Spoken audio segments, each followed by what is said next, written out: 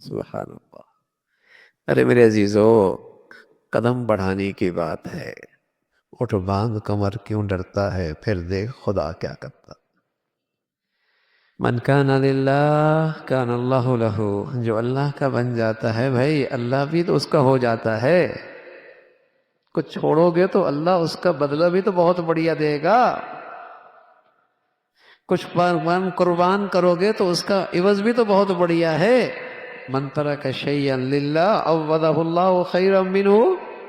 کچھ قربان کر کے تو دیکھو، کچھ دکھ سہ کے تو دیکھو، کچھ اللہ کی خاطر تکلیف اٹھا کے بھی دیکھو. پھر لذت کیا ملتی ہے، پھر لذت کیا ملتی ہے، پھر مٹھاس کیا ملتی ہے.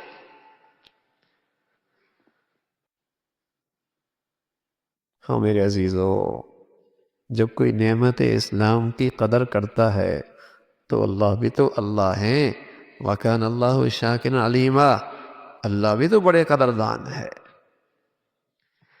اللہ بھی تو بڑے قدردان ہیں. اللہ بھی تو بڑے قدردان ہیں. کون اس کی نعمت کی قدر کرے؟ پھر دیکھے کیا ملے اسے، پھر اسے کیا ملتا. سبحان اللہ. حضرت عمر فرمایا کرتے تھے، ہم تو گرے پڑے لوگ تھے. اونٹوں کا گوشت خشک کر کے مہینوں استعمال کرتے تھے. بکریوں کے ریوڑ چرایا کرتے تھے. ایک دن میں مکہ کی پہاڑیوں میں اپنے اونٹ چرا کے واپس آیا تو مجھے ابا خطاب نے کہا، عمر تو دنیا میں کیا کرے گا، تجھے تو اونٹ بھی چرانے نہیں آتے. اور فرمایا کرتے تھے، اعزنا اللہ بالاسلام. آج جو کچھ ہم عزت کی بلندیوں بھی ہیں، صرف ایک ہی وجہ ہے، وہ اسلام کی خوبصورت زندگی ہے جس نے ہمیں اس اسلام نے عزت کی بلندیوں پہ ہمیں بٹھا دی ہے. اعزنا اللہ بالاسلام. یہ وہ دولت ہے آج ہمارے پاس آ گئی.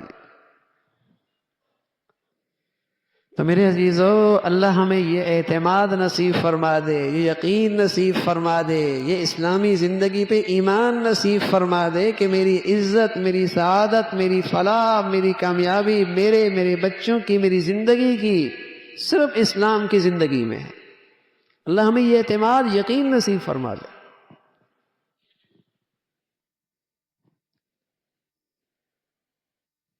اس لیے کہ جب یہ اعتماد، یقین چلا جاتا ہے تو اسلامی زندگی کی کچھ چیزیں رہ بھی جائیں تو رسمی ہو جاتی ہیں.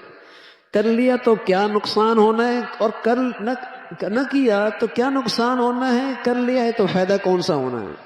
اس لیے دیکھتے ہیں، ابا نمازی ہے، بیٹا بے نمازی ہے، ماں وظیفے کر رہی ہے، بیٹی بے نمازی ہے.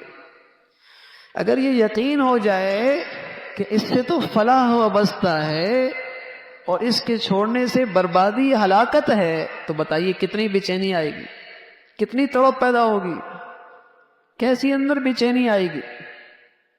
علیہ وسلم کے مشہور صحابی ابو دردہ فرماتے ہیں کہ اِنَّا لَنَكْثِرُ فِي وُجُوهِ أَقْوَامٍ وَإِنَّ قُلُوبَنَا لَتَلْعَنُهُمْ.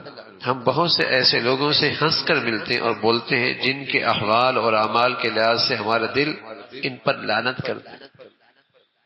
ہم دل سے ان کی برائی کو پسند نہیں کرتے اور اپنے دل سے ان کی برائی سے نفرت کرتے ہیں، لیکن پھر بھی ہم ان سے اچھے اخلاق سے پیش آتے ہیں، اچھے چہرے سے ملاقات کرتے ہیں، اچھی زبان سے ان سے پیش آتے ہیں.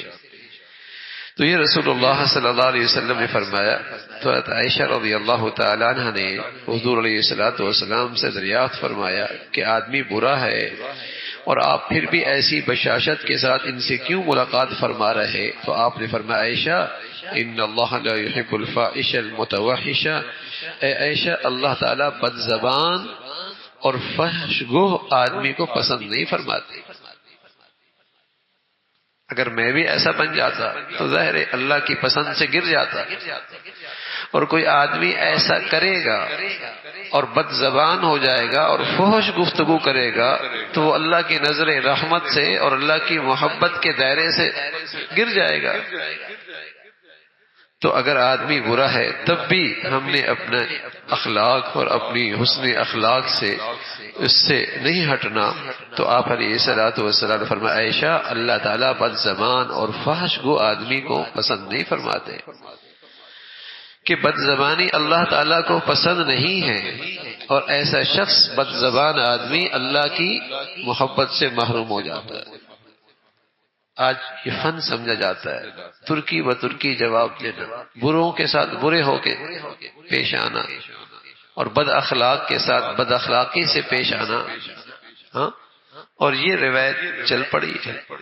ایسا اس سے کیا ہوتا ہے کہ آدمی اپنی اچھائیاں بھی اور اپنے اخلاق سے بھی بہت گر جاتا ہے اور محروم ہو جاتا ہے. تو رسول اللہ صلی اللہ علیہ وسلم نے اسی کی تلقین. دو چیزیں محبتوں کی بنیاد ہیں، دو چیزیں محبتوں کی بنیاد ہیں. اگر ہمارے گھروں میں اور ہمارے اجتماعی ماحولوں میں دو چیزیں پیدا ہو جائیں وہاں محبتوں کے پھول کھلیں گے، وہاں محبتوں کے پھول کھلیں گے. ایک تواضع اور دوسرا ایثار، کہ اپنے کو پیچھے کرنا دوسروں پر آگے کرنا، یعنی اپنے آپ کو آرام میں نعمتوں میں چیزوں میں پیچھے رکھنا اور دوسروں کے لیے چیزیں مہیا کرنا. ایثار. جہاں یہ دو چیزیں پیدا ہو جائیں گی وہاں محبت ہی محبت ہے. لیکن اگر اس کی جگہ دو چیزیں خرابیاں آ جائیں، تواضع کے بجائے تکبر آ جائے اور ایثار کے بجائے حرص آ جائے، میں آ جائے، میں میرے بغیر کیسے، میرے پوچھے بغیر کیسے، میں آ جائے، تکبر آ جائے، اور جہاں حرص آ جائے کہ اپنا نفع، بس مجھے نفع ملے، مجھے فائدہ ملے، مجھے آرام ملے، میرا فائدہ ہو جائے. تو جہاں حرص آ جائے، جہاں تکبر آ جائے وہاں ٹوٹ پھوٹ ہوتی ہے، وہاں ٹوٹ پھوٹ ہوتی ہے. چاہے وہ بزرگ ہی کیوں نہ ہو، چاہے وہ خانقاہ ہی کیوں نہ ہو، چاہے وہ دینی ماحول ہی کیوں نہ ہو، چاہے وہ گھر ہی کیوں نہ ہو.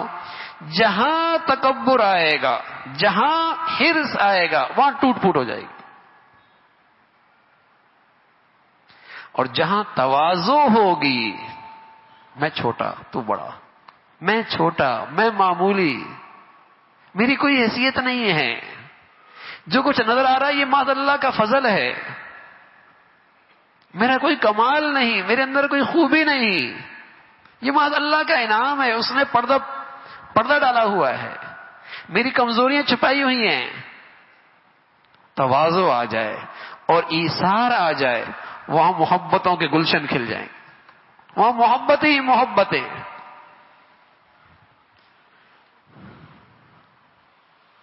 تواضع اللہ ہمیں نصیب فرما دے، اللہ ہمیں نصیب فرما دے.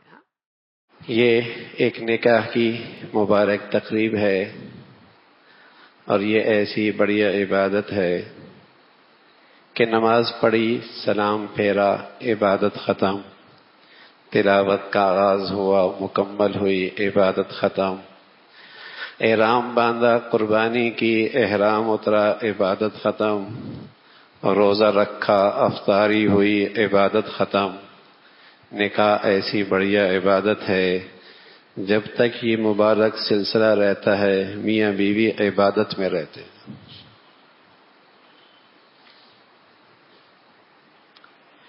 ایسی بڑھیا عبادت ہے، اس لیے پیارے نبی کی چاہت ہوتی تھی کہ یہ عبادت مسجد میں ہونی چاہیے. اس لیے اللہ کے نبی کی پسند ہوا کرتی تھی کہ یہ عبادت مسجد میں ہونی چاہیے، ماحول ہو عبادت کا، برکتیں ملیں، اس عبادت میں شریک لوگوں کو اس کے انوارات ملیں. تو اللہ کی نبی کی چاہت ہوتی تھی کہ یہ عبادت بڑھیا مسجد میں ہو. اعلنوا النکاح وجعلوہ فی المساجد، اس کا اہتمام مساجد میں ہو. تو الحمدللہ اس بڑھیا عبادت میں اللہ نے ہم سب کو شریک فرمایا ہے. نکاح اس زندگی کے سفر کی ایک بنیادی ضرورت ہے، مرد کی بھی عورت کی بھی. ہم جس منزل کی طرف روانہ ہے، آخرت ہے، جنت ہے، اللہ کی رضا ہے، اس سفر کی یہ بنیادی ضرورت ہے۔ جہاں کھانا ضروری ہے، پینا ضروری ہے، پہننا ضروری ہے، ایک مرد کی فطرت ہے، اسے زندگی میں عورت چاہیے ہے، عورت کی فطرت میں ضرورت ہے ایک مرد کی۔ یہ اس سفر کی ایک ضرورت ہے۔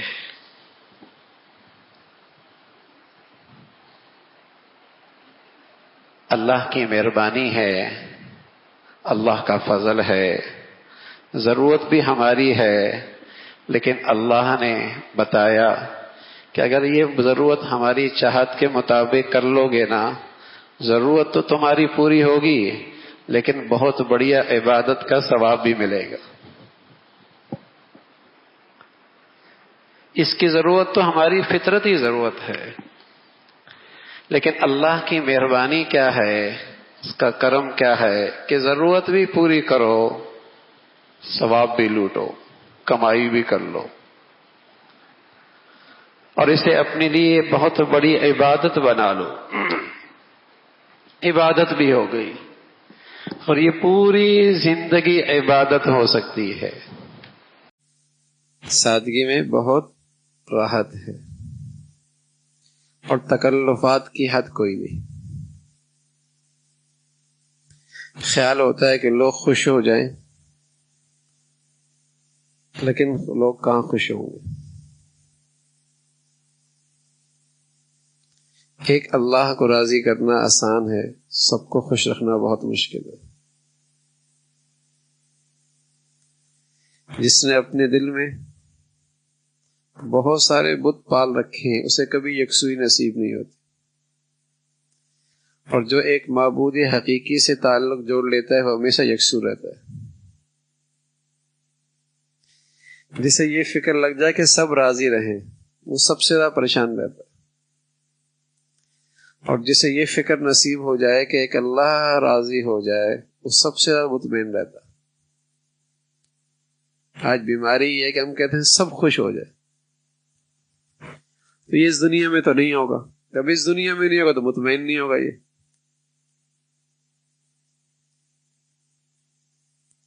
اور ایک یہ ہے کہ اللہ راضی ہو جائے،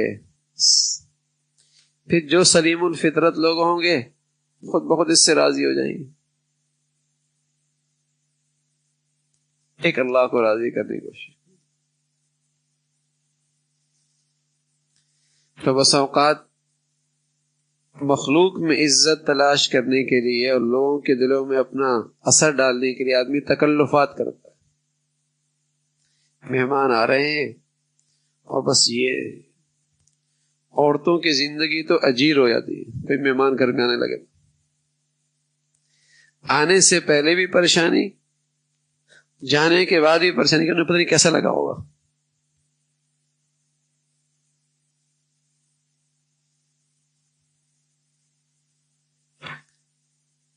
اور اگر اچھا پھر ایک وقت آتا ہے یار مہمان آئے ہی نہیں، مہمانوں سے تکلیف ہونے لگتی ہے، اس لیے کہ تکلفات جو ہیں تو اتنی بڑی رحمت سے محروم ہو جاتے ہیں۔ وجہ کیا بنی؟ تکلفات۔ اور سادگی ہو، سبحان اللہ، اس میں راحت بہت ہے، اس میں راحت بہت ہے۔ آپ دیکھیں جن بزرگوں میں سادگی ہے، یار اتنا سادہ ہے، کوئی اس کی وجہ سے تنقید کرتا ہے؟ تعریف ہی کرتا ہے نا۔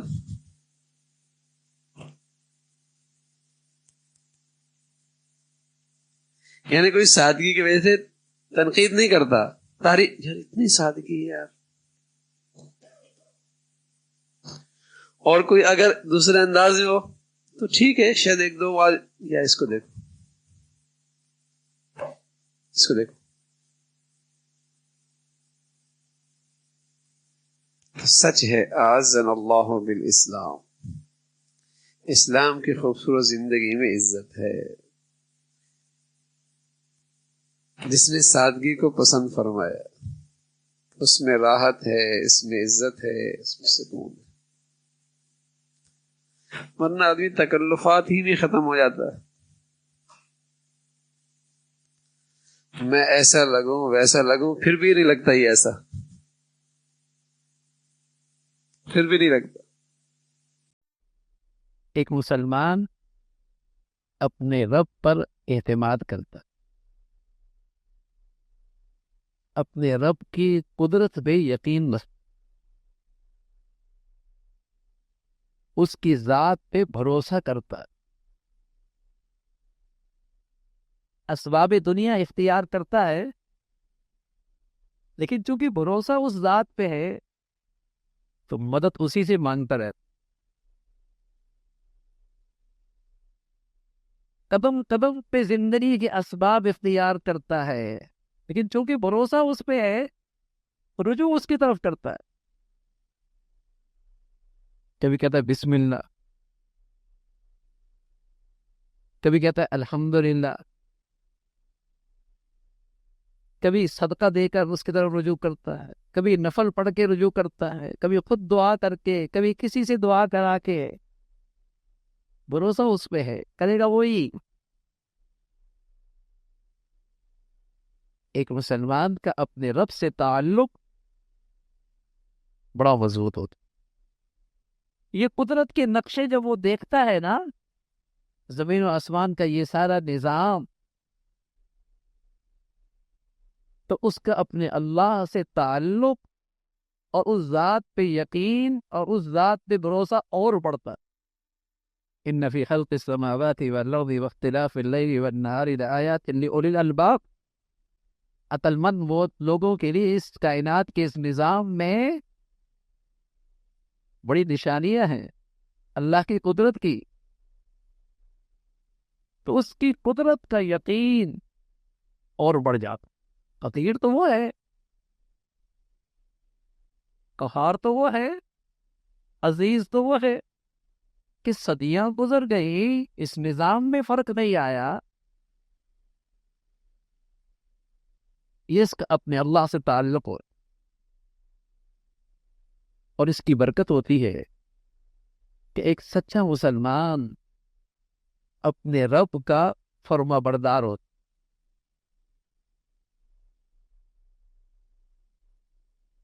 جلوت میں بھی، مجمع میں بھی، اور خلوت میں بھی، اس کے حکموں کی تعمیل کرنے والا ایک مسلمان ہوتا۔ اس لیے اللہ کے نبی صلی اللہ علیہ وسلم فرمایا کرتے تھے لا یؤمن احدکم حتی یکون ہواہ تبعا لما جئت بہ۔ ایک مسلمان صحیح معنی میں مسلمان نہیں ہو سکتا، ایک مومن صحیح معنی میں ایمان والا نہیں ہو سکتا جب تک کہ اس کی خواہش میری لائی ہوئی شریعت کے مطابق نہ ہو جائے۔ سبحان اللہ۔ دیکھیے بھائی ایک مسلمان کیسا ہوتا ہے کہ جس کی ہر خواہش اور ہر چاہت اللہ کے حکموں کے تابع ہو جائے۔ اللہ کے نبی فرمانے لگے لا یؤمن احدکم، تم میں کوئی شخص ایمان والا نہیں ہو سکتا، اس کی ایمان کی صحت کے لیے ضروری ہے کہ اس کی خواہش اللہ کے حکم کے تابع ہو جائے۔ جو کچھ تمہارے پاس ہے نا یوں ہی نہیں آیا، کسی دینے والی ذات نے دیا ہے، اور وہ ذات خالق کائنات ہے، مالک کائنات ہے، وہی محسن حقیقی ہے۔